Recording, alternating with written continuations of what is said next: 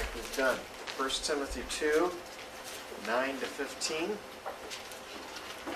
is the Pauline passage that deals with the issue of adornment. And then we'll look at 1 Peter chapter 3. Paul says, in like manner also, I want women to adorn themselves in modest apparel, with shamefacedness and sobriety, not with broided hair, or gold, or pearls, or costly array, but which becometh women professing godliness with good works. Let the woman learn in silence with all subjection. But I suffer not a woman to teach, nor to usurp authority over the man, but to be in silence. For Adam was first formed, and then Eve. And Adam was not deceived, but the woman, being deceived, was in the transgression. Notwithstanding, she shall be saved in childbearing, if they continue in faith and charity and holiness with sobriety. Okay, that's the 1 Timothy passage. Let's look at 1 Peter 3.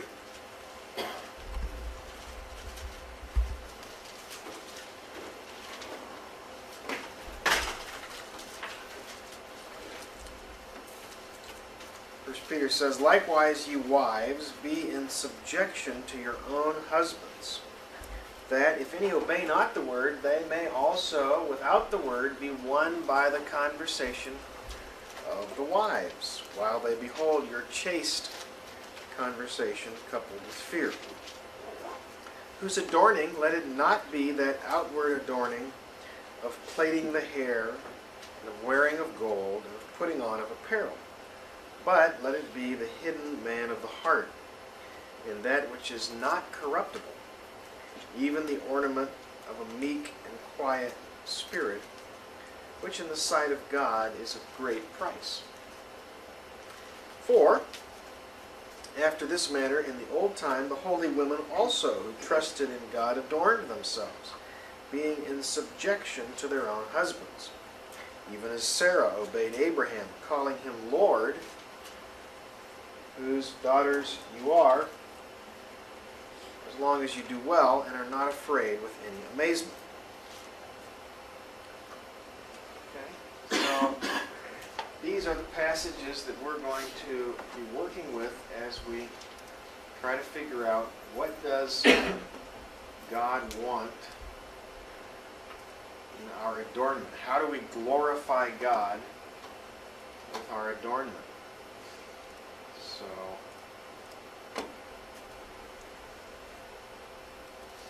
you've heard the text, and now we'll take your questions.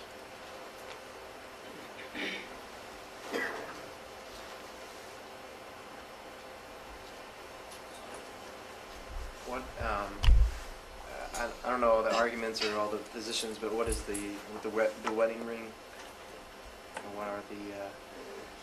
What are the reasons for not wearing wedding rings or wearing wedding rings?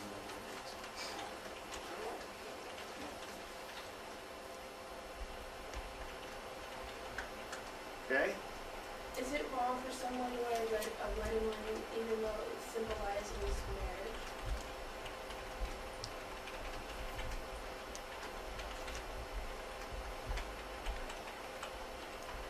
Okay. Next. Yes, ma'am. The issue of women have to learn in silence. Does that mean that women, like in church setting, I know that there are some women, you can't do anything like lead songs or take part in any activities in church. So the aspect about silence, does it mean that women are not to be involved?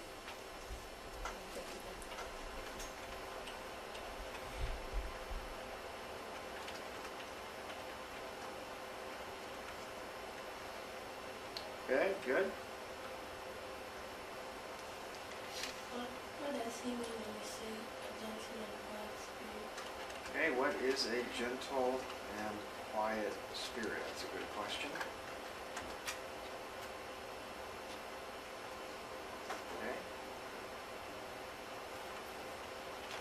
Would the braiding of hair be ever a cultural thing, or what is specifically?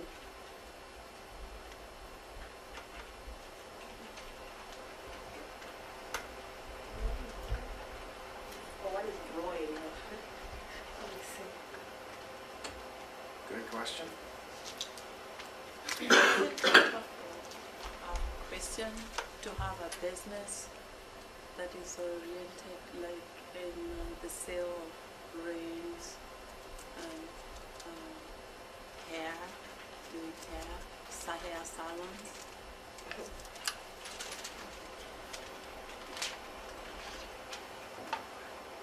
Okay, I heard sells rings.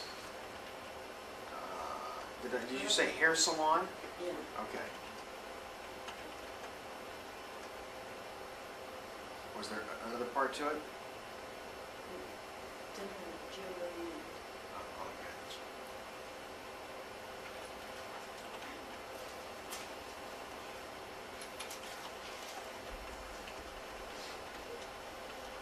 Okay. Why don't you just focus up here on the screen?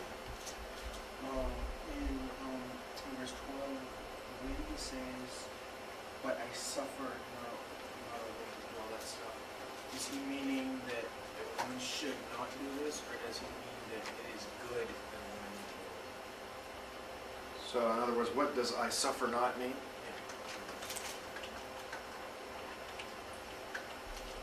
Okay? Yes? Is tenting or highlighting the hair appropriate for Christians? What about tinting and or highlighting your hair? Okay. Next. Yes? Would the cutting of the hair be involved here? Cutting of the hair? No. Like some people, they measure your level of spirituality if you're wearing jewelry or something like that. How does the use of jewelry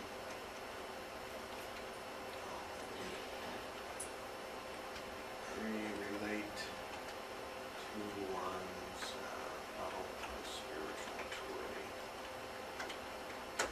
Okay.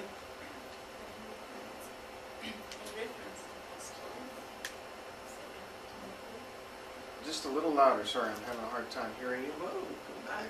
Okay, reference to verse 12, but I suffer not the woman to teach Right, or to recite authority of the man but to be silent. right, Is it right for a woman to be a pastor? okay. Woman, Or a woman minister? pastors, ministers, preachers. Is this forbidden? I also know some churches now that apply this to even teaching Sunday school classes. Okay, what about women teaching Sunday school classes? They apply it to all levels, or are we just talking adult Starting at like 8th grade. form or boys?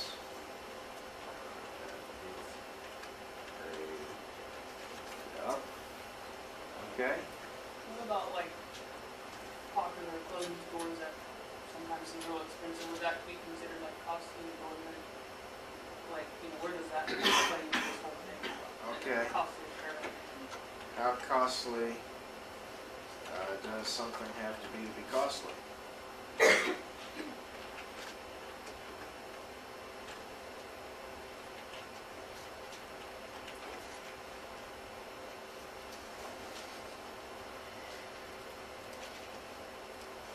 Okay, good question. Yes? I've heard that this adornment includes perfumes and scents. Does it really? And what about that? Include perfumes, scents, and so on. Okay, Lydia? In the context of Pascal and Timothy, does it also include women in the office, like presidents, like Hillary Clinton? Something This like that? forbid a woman from holding public offices of authority. Or can they hold the office in the absence of a man?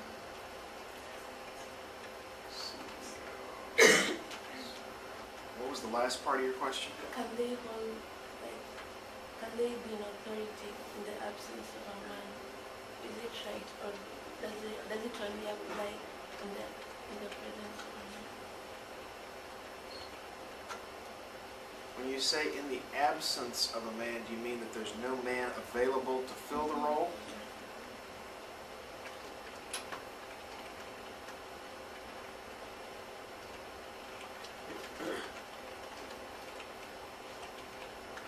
Okay, good question.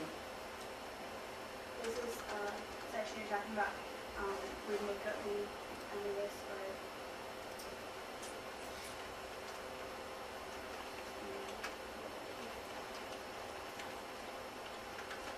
All right.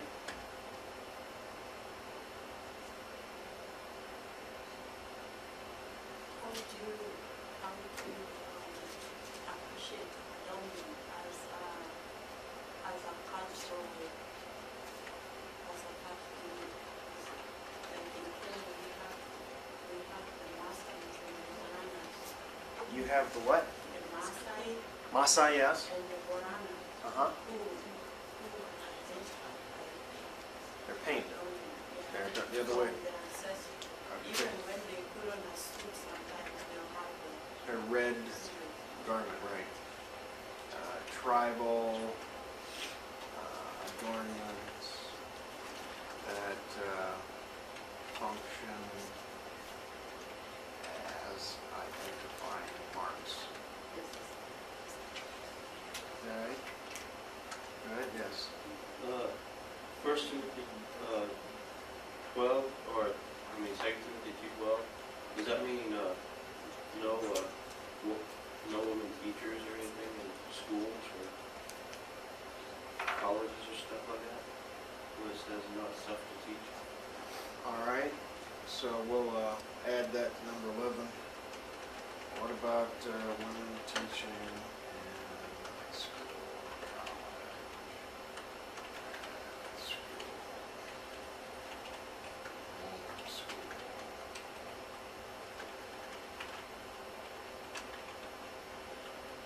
Okay.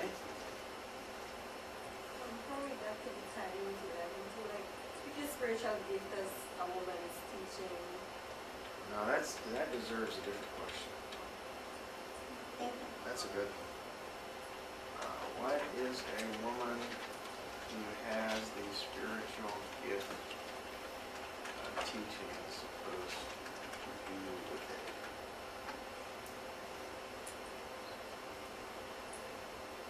Would you consider things like kind of fancy things that women wear in their hair as jewelry?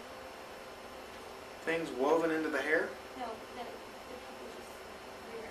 Oh, we're talking like ribbons, ribbons, barrettes. I don't even know how to spell barrette. How do you spell it? And like gold and diamonds. Jewelry, flowers, doodads. I don't know how you spell it. So, hair. If we were living in the 1700s, we could have talked about, what about wigs, powdered wigs for men? Right? But we're not. So I don't have an answer to that question. I haven't thought about it. They're now using hair remedies.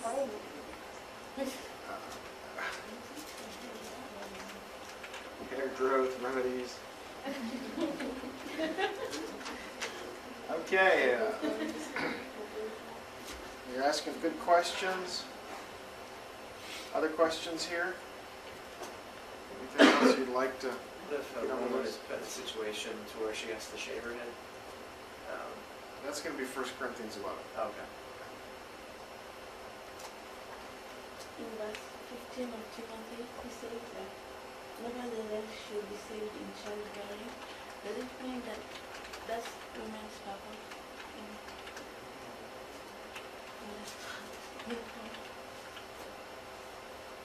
Does it mean what? Okay, what does it mean that should be saved in childbearing? Yes, and then you said, does it mean? That's their purpose in life. So- Childbearing. Is it their purpose in Oh, I see. Does it mean that women's purpose or existence is childbearing?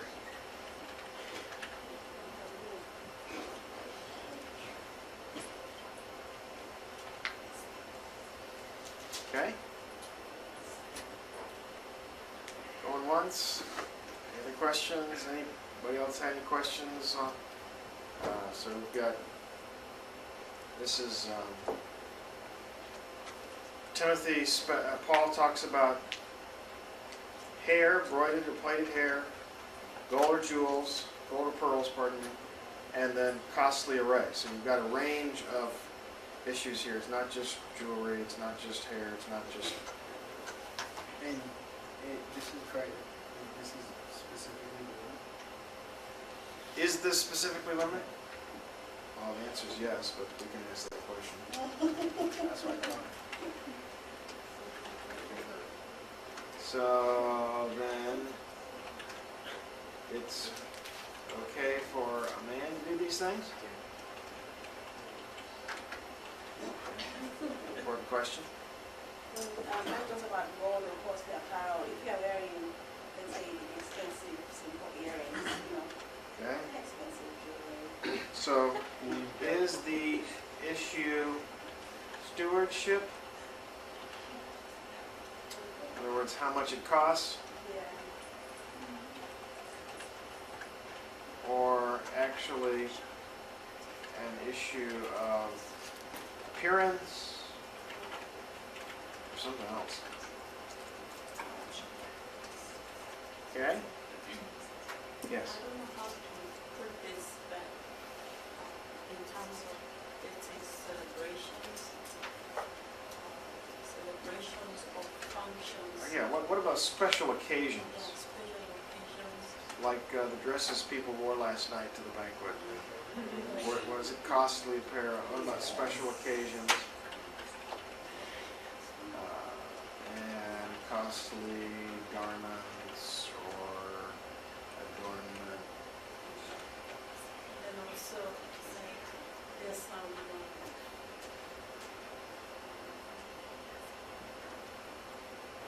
as Christians, I don't know what it is, but we are, like, if you're going to, let's say, if you're in a high-ranking business, and, you won't just go dressed, like, are we allowed to have, like, what represents what you do in terms of their being Sure. expensive? So let's say I'm a businessman, can I buy a $500 suit? Or Or a $300 suit? Or if you're a lady in the group, can you have this watch that when they look at you, that's the way the world looks at us. Like when you're going to meet an investor who's going to pitch, can they trust you? Sometimes what they see you as is what they can that be another way?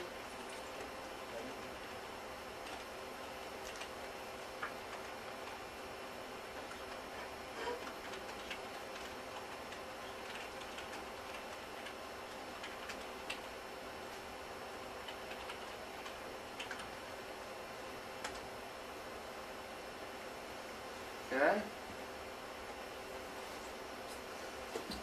Any questions?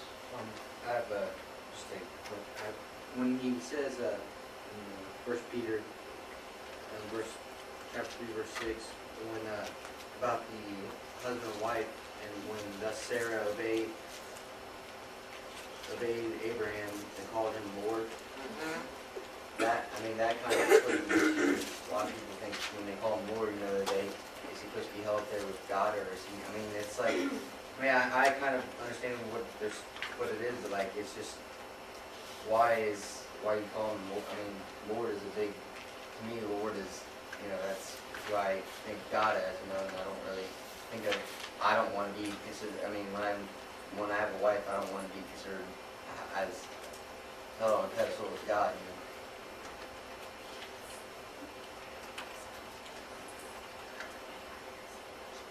Okay.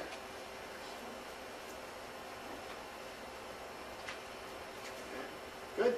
Good question. Good thinking. All right. Save these. And file. Save as.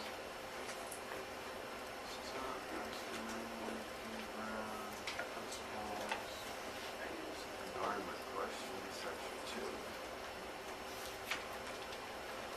When you guys ask questions, section 1, you didn't ask, and they asked questions you didn't ask, and maybe I'll combine them. All right.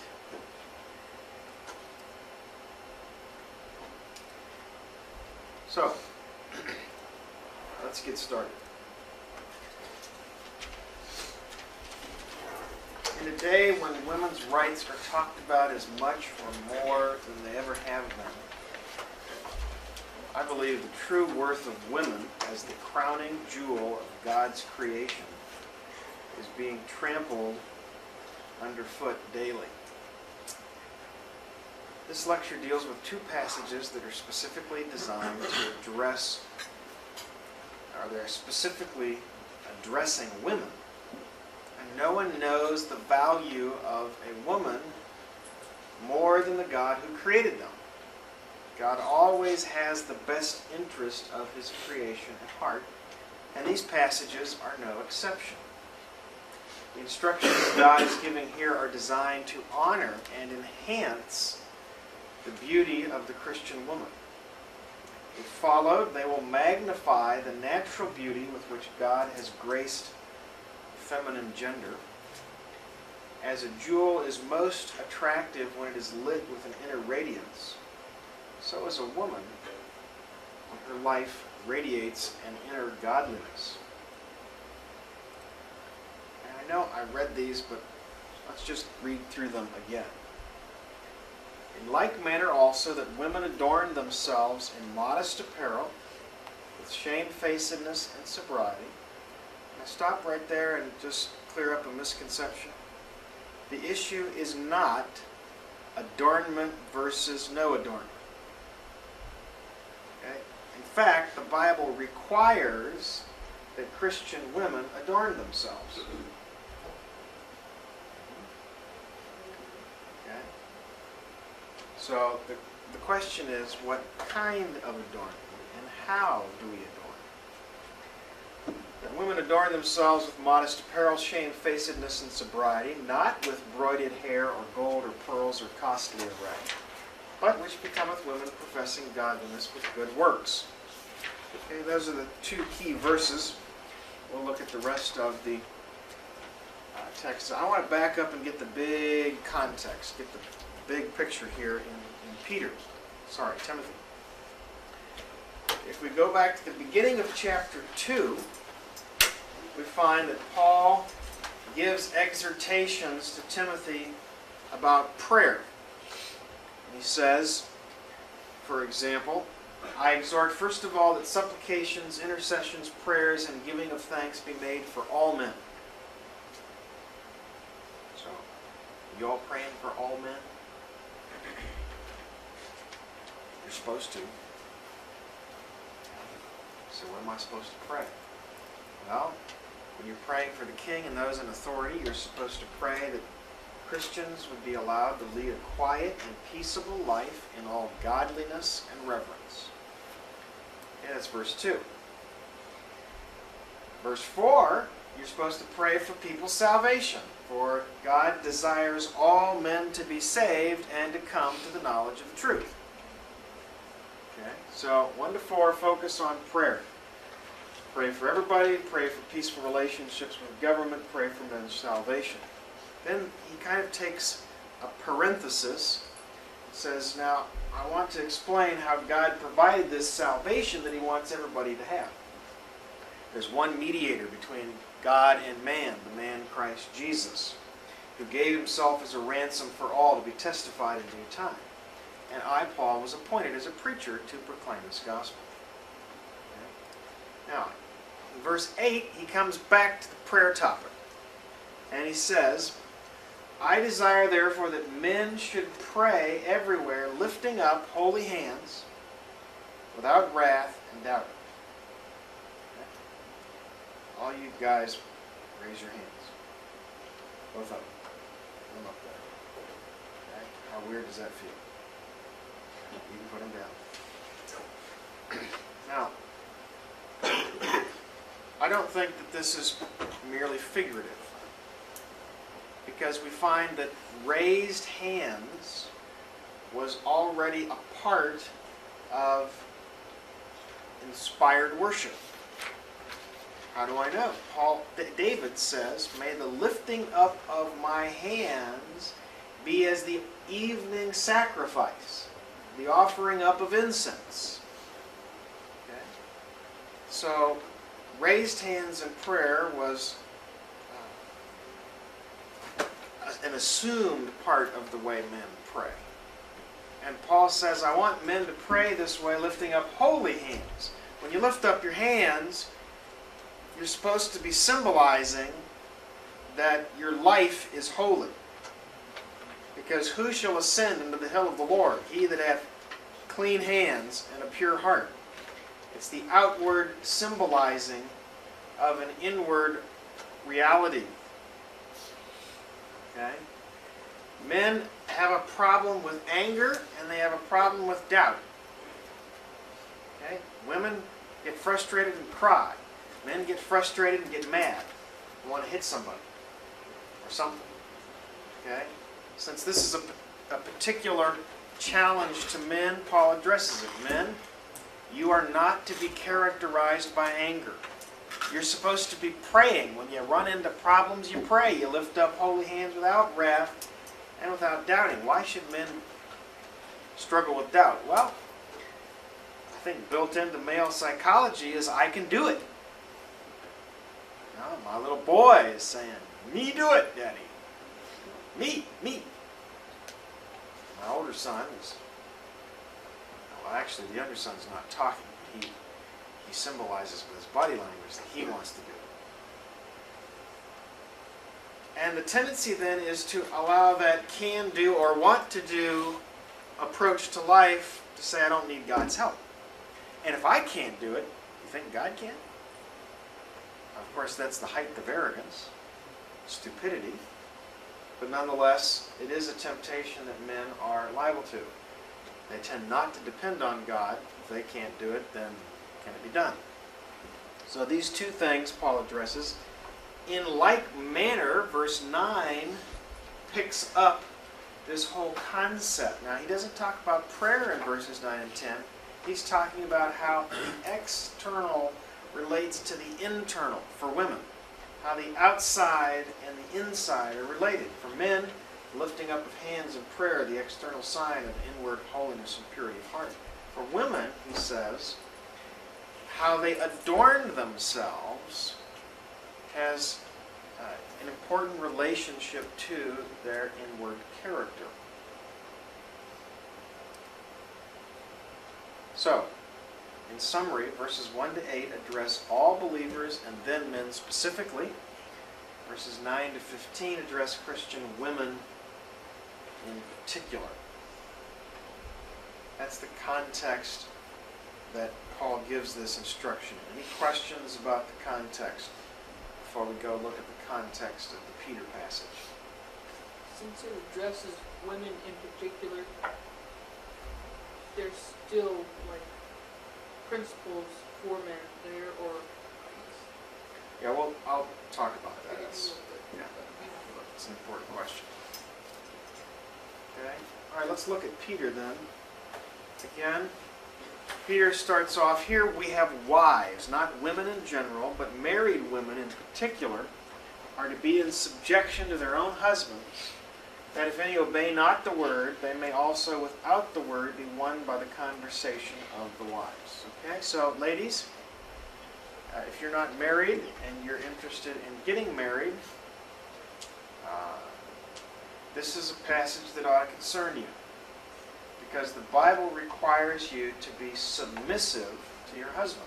It didn't say if your husband's reasonable. It didn't say if your husband's saved. In fact, it specifically says even if your husband's not saved, you're to be submissive to your husband. So what in the world does submission mean? And I said, if I were a woman, that's what I'd want to know. Of course, passage helps answer that. If we skip down to verse 5 and 6, being in subjection unto their own husbands, even as Sarah obeyed. Okay.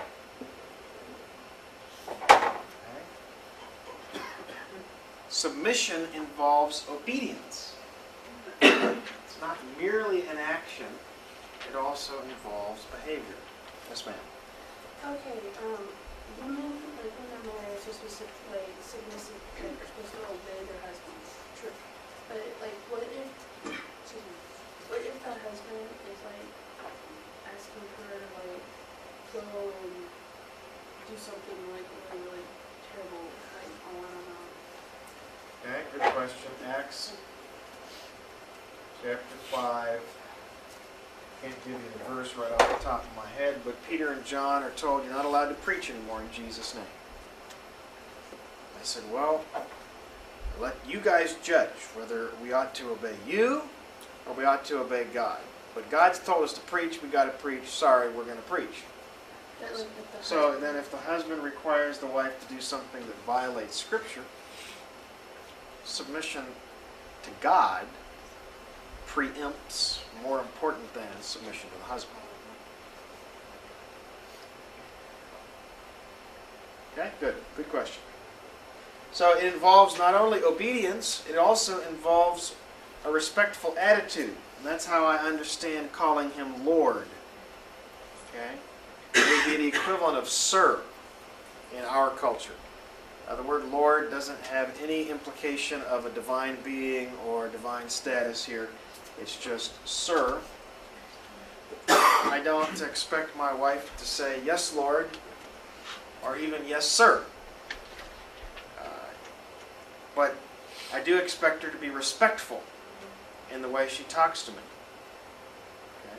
So if I were a lady thinking about marrying somebody, you know what I'd ask that somebody?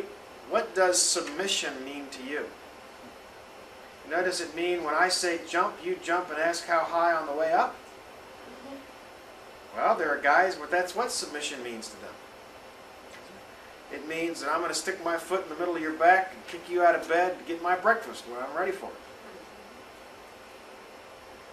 If you're a lady, you want to find out how that guy intends to exercise his authority over you.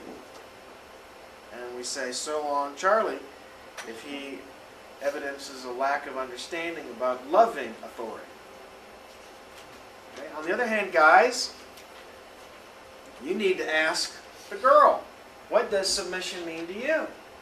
That's what I asked my wife. I wanted to know. Okay, you're going to submit to me. What in the world does that mean? That means you're going to say, I submit, but I'm going to do my own thing anyway. I'll submit as long as it's reasonable. And when you have a bad idea, I'll say, bad idea. I won't be doing that. Okay? This is something you need to discuss. Find out what they mean. So, for ladies, for wives here, it's their behavior. That's why if a husband that doesn't obey the word, that is, they're not saved, may without the word, and if I don't, yes, I am remembering correctly. There is not a definite article in the original language here. And so I think this ought to be translated, they may without a word be won by the conversation of their wives. In other words, it's not their wives witnessing to them by lip, nagging them, preaching to them, and so on that is going to bring them, but rather their behavior. Specifically, pure behavior and respectful behavior. Okay? Pure and respectful behavior. Question? As we're going through submission, my mind is going back to Kenya.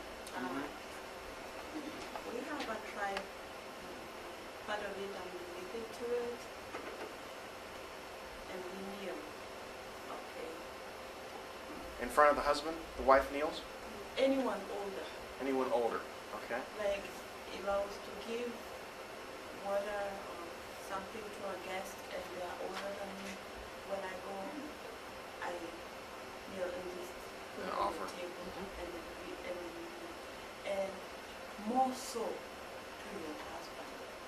It's a husband is even more than just a guest or anyone older. So to what extent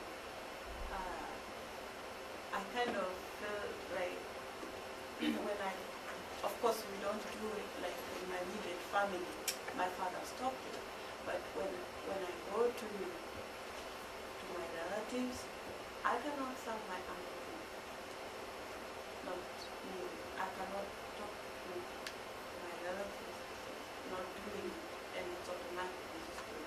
Sure. So Well, I think we would analyze the cultural situation from a couple angles. Number one, we're asking, what does the kneeling communicate? Is this ancestor worship related? That somehow I'm ascribing some kind of divinity or deity to the person? If the culture involved that, then there would have to be a break with it because we only give worship to God. So that would be like Shadrach, Meshach, and Abednego being unwilling to bow before the golden image, even though they will bow in the king's presence himself. Right? They would bow before the king on their face, long live the king. The image? No way. Why? Well, that's saying he's a god. This is just respecting his position or his authority.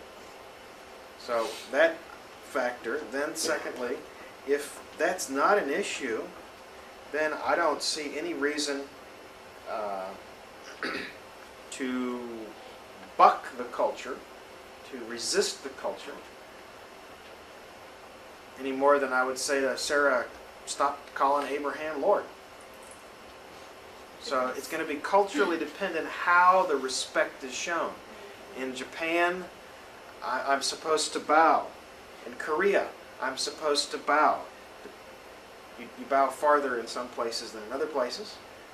But if you pay attention to the way Korean men interact, younger men are always going to be quick to, and there's nothing of deity implied there. It's just respect. So you're going to maintain respect the way the culture handles it, would be my answer. because what is happening is once people accept the Lord Jesus Christ as their Savior, no one wants to bow, and no one wants to do it. Why not? Because they're saved. Because they're saved. Yeah, that's. Well, think about Leviticus, right? 19. Rise up before the white-haired person. God actually required the Israelites to stand when an older person came into their presence. That was the culturally appropriate way to show respect to age, not simply a husband, just to age. Okay. Now,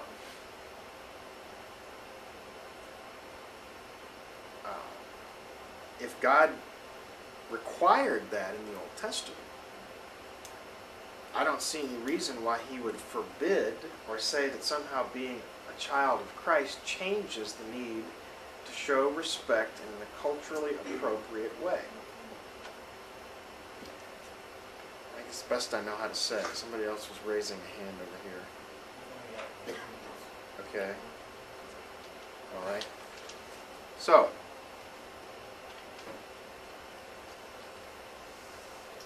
ladies, consider well. Then he says to the wives, in addition to a lifestyle that is pure and respectful, I want to tell you something about how you adorn yourself. Let your adorning not be outward with respect to plaiting the hair, wearing gold, or putting on apparel. Nobody asked what that phrase means. That's going to be important.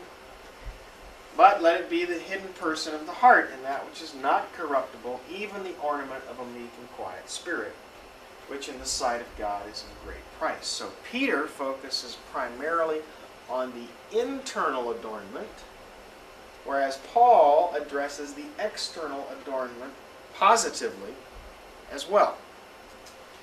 Right? So, that's the passage itself. Let's look at the bigger context. I've got 4 minutes here, and we'll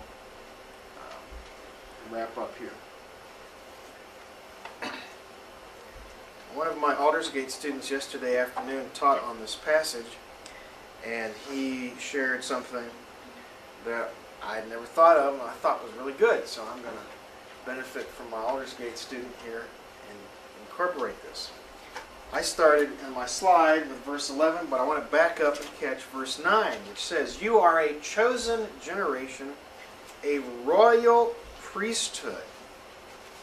You ladies and men, no gender distinction here, know that you're priests and priestesses to God. If a priest is anything, it's a representative of men to God and God to man. So, all believers are priests. Priests are characterized by the offering of sacrifice, and that's precisely what verse 5 says we are to do. We are a holy priesthood to offer up spiritual sacrifices acceptable to God by Jesus Christ. Question? I'm in 1 Peter chapter 2, and that was just verse 5. I'm looking at verse 9. So, chapter 2 of 1 Peter, thank you.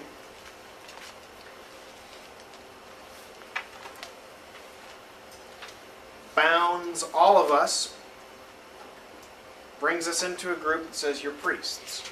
Now, because you're priests, verse 11, you should operate as aliens and strangers, sojourners and pilgrims here in this world. You're just passing through. You are to conduct your life here among the heathen in such a way that testifies, number one, this is not your primary residence. This is not where your allegiance lies. And number two, that's is such a good character that when they lie about you or slander you, your good works contradict their accusations. Okay? So, specifically, admonitions to all Christians. In verse 18, he switches to slaves. Slaves, be submissive to your masters. And talks about the relationship between a master and a slave. In chapter 3, he says likewise. Likewise is a key word. He's tying in the submission that he's talked about with slaves into the submission he's talking about with wives. Not saying that wives are slaves, but that there is both slaves and wives are to be submissive to their respective authorities. Husbands, he says, likewise, dwell with them according to knowledge. Now, he doesn't say husbands be submissive to your wives, but he does say that husbands have to operate with their wife, interact with their wife in a way that reflects an appropriate understanding of them. That's submission to knowledge. That's saying, I don't just treat her any old way I want to treat her. I have a responsibility to treat her properly as a co-heir of mine, he specifically says, an heir together of the grace of life so that your prayers aren't hindered. Man, you don't treat your wife right, don't be surprised when prayer doesn't go anywhere. God says, you're not treating your wife right, I'm not listening to you pray.